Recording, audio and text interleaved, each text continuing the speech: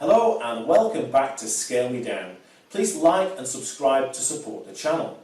And this is our Creality CR-10 Max 3D printer. It appeared on this channel during the series where we scratch built a two-seat radio control Spitfire, and the mould was made on this very printer. We also, however, run a smaller 3D printer, a CR-10S, which we've recently converted to direct drive extrusion to make 3D printed model aircraft more easily. And that's because direct drive extrusion offers more accurate control of retraction. The printer works by feeding this PLA filament down this PTFE tube to a hot nozzle. And when the extrusion must stop at the edge or end of a print, the printer draws the filament back a bit to stop the flow of molten plastic promptly and prevent the nozzle from dribbling. This retraction minimises stringing on the finished print. So in this episode we are going to convert this printer to direct drive extrusion using this Micro Swiss kit. Let's get started.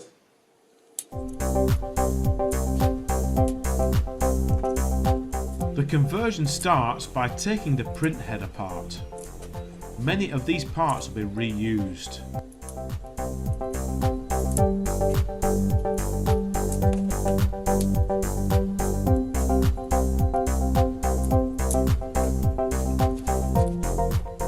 The heater and thermistor are reused, and be really careful with the thermistor wires as they're very delicate.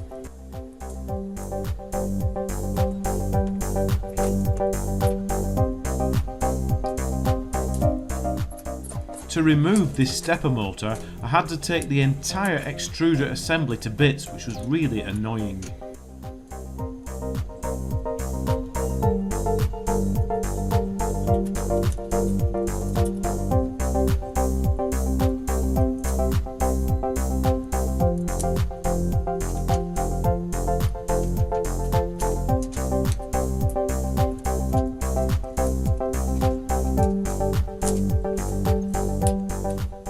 After slackening and unclipping the belt, we can remove the old chassis.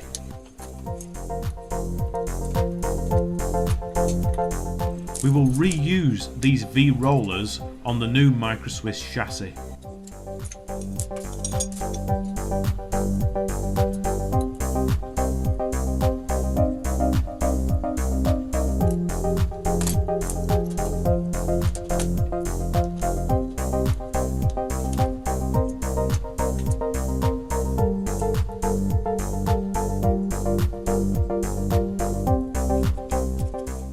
Just retension this belt.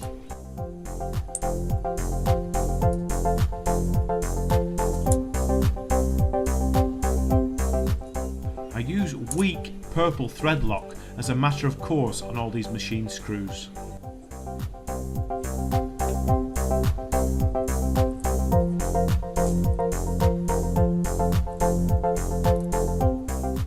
The new all metal hot end is really nice.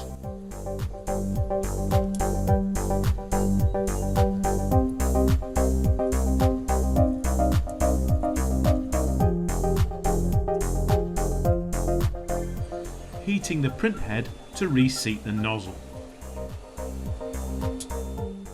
Now, this kit from Micro Swiss, although it's really well made, it's not actually meant for this specific printer, so we've hit a slight snag. Firstly, there's nowhere for this BL Touch levelling sensor to mount. And second, there's no way of mounting the cooling shroud and fan.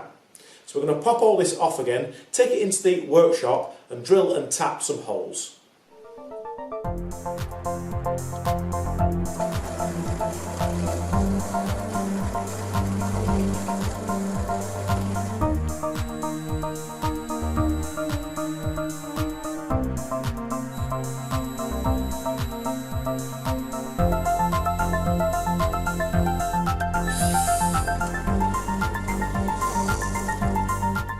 So in order to get all this to fit, I had to make this little bracket for the fan shroud, and that was made out of just a steel bracket from the hardware store, just drilled and fitted with nuts and bolts and painted matte black. And then also I had to drill and tap this fitting at M3 for the bracket that fits the BL Touch. You shouldn't be too frightened to modify your 3D printer if you have one to make these parts fit. It isn't that hard. Anyway, we'll just get all this installation finished up and tidied up, and then we can get it calibrated.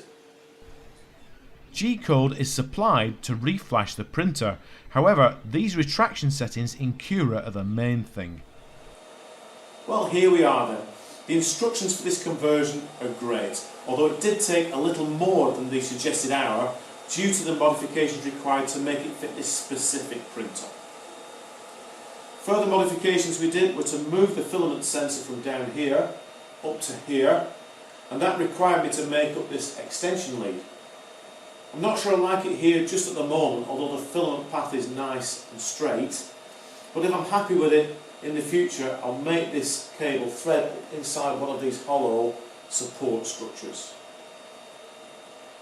At the end of the instructions, you're required to calibrate the printer, and it's straightforward enough using G-code, which they provide, but in actual fact I didn't need to bother, and all I ended up doing was changing the retraction settings in Cura.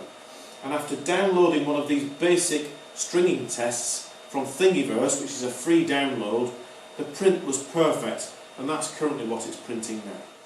In conclusion, this was a great upgrade and easy to do, and will now allow us to print 3D model aeroplanes, which is thin wall printing, much easier. The micro-Swiss nozzles have a very hard coating, which means we should now be able to easily print abrasive materials such as filaments that contain carbon fibres, and that might be useful for the propeller blades on our current Pilatus Turbo Porter build. Also, finally, the adjustable tension nature of the drive mechanism here allows us to easily print flexible filaments. So stay tuned to the channel and see what we produce next on this 3D printer. Thanks for watching.